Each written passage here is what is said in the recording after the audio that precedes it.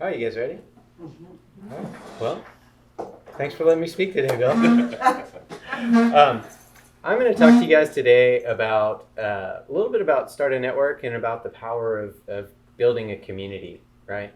And a community for your business. And I'm actually going to put my opinion out there a little bit and just say, I think as we're going into 2024, if you don't have a community around you and around your business, not just other business owners, but your actual customers, I think it's going to be a hard year for you. The good news, though, is that if you can do that, it's going to be a good year for you. I think you're going to see a lot of growth where other businesses are not. It's not just my opinion. Harvard Business Review says the same thing. The future of business is going to be more open. It's going to be more connected, more engaging. It's basically going to be involving community, right? And so what does that look like, right? What does that mean?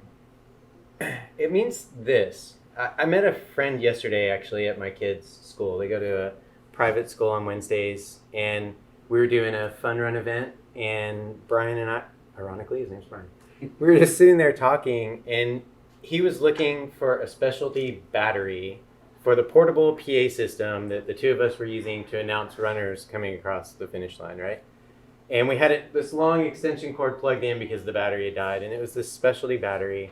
And he was looking around, and how did he find it? He didn't find it by Google searching. He didn't find it using AI.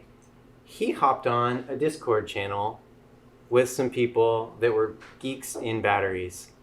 And he used that community to find this little shop in Louisville that sold specialty batteries. And he found it for like $25. He didn't go to Amazon. He didn't do those things. And then when he walked into the shop, he met the owner, whose name was Ken. And Ken was just hanging out with him, offered him a cup of coffee. They sat there at the little counter and talked for however long. He's like, every battery I'm going to buy, I'm going to go back to this place, right? And so that's sort of the power of a community. But how does that translate to us, right? Like we're in a business network, right? This is a networking group. And I think we need to start thinking differently about networking a little bit. Like, what is a network, right? Well, this is obviously a network, right? We're a group of people. We care about each other. But your customers are a network. Your suppliers are a network.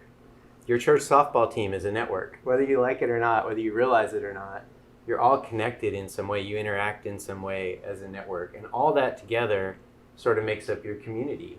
It makes up your community for your business and also for you. To bring it, I guess, back down to our level a little bit and talk more specifically about business networking. I got into business networking years and years ago when I first started my company.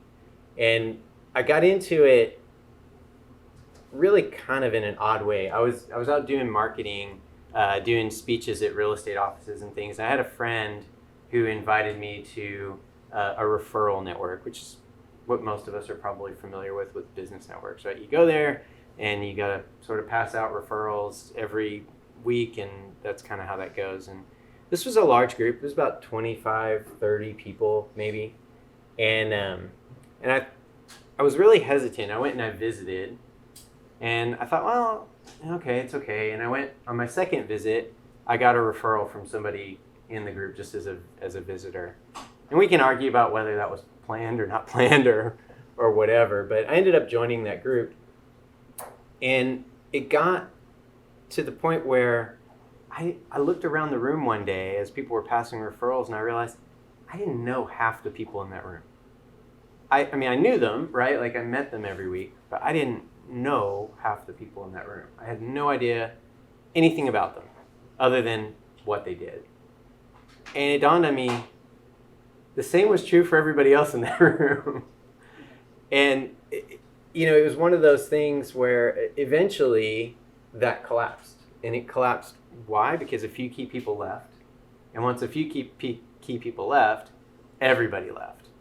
Right? And it's because we weren't connected more than just, hey, we meet on Fridays.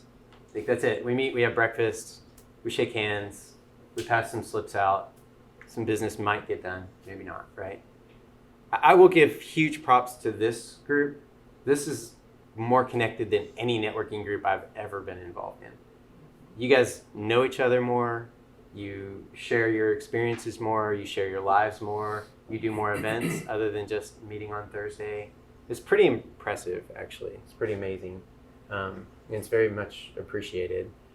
But one thing I'll say is, how can you become even more connected with your networks, right? Like, how can you make them more connected?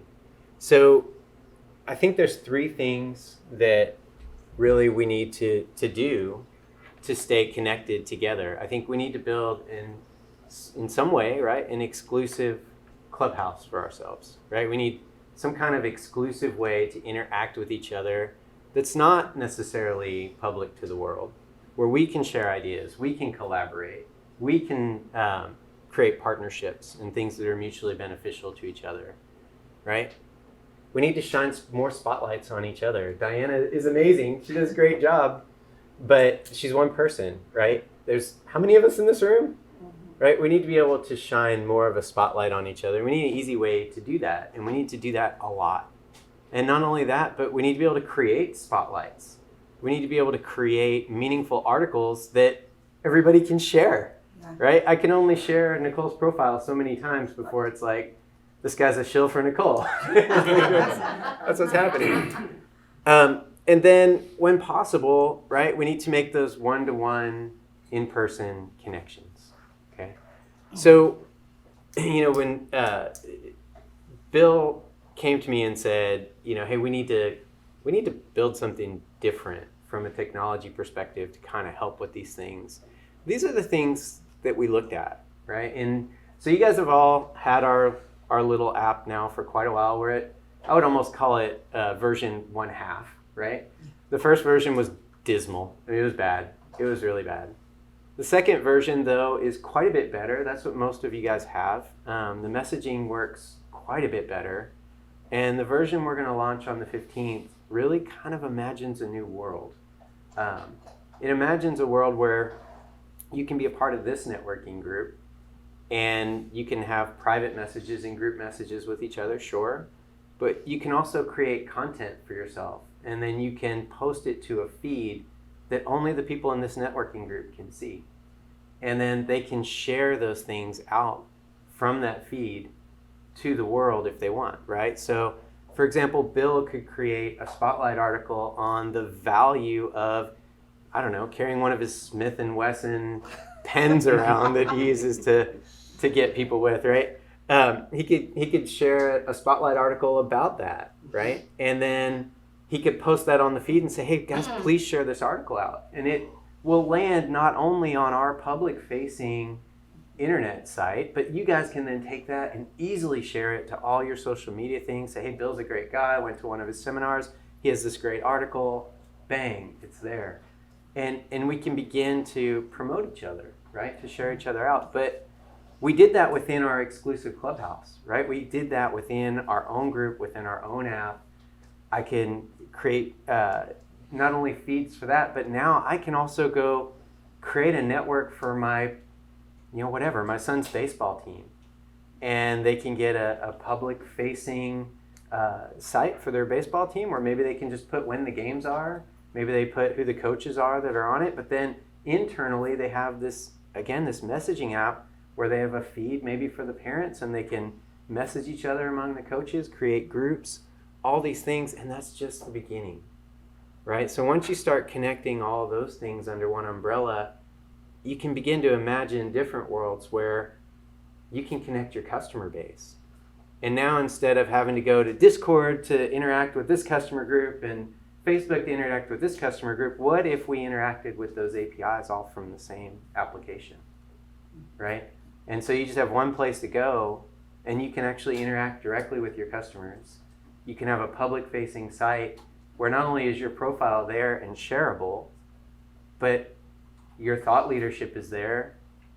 Not only is your thought leadership there, but also, you can have a feed of comments that you think are awesome. You can begin to shine a spotlight back on your customers and begin to build your community that way. And that's where we're headed. We're going to do a big release on the 15th. It's not going to have all those things I talked about, but you can see the future. You can see where it's headed. The feeds will be there. The messaging is already there, but there's some pretty big improvements to it. And yeah, it's going to be really good. So I just want to kind of wrap it up by just saying how appreciative I am mostly of this group, because you guys have been more than willing to be patient with us as we build this out.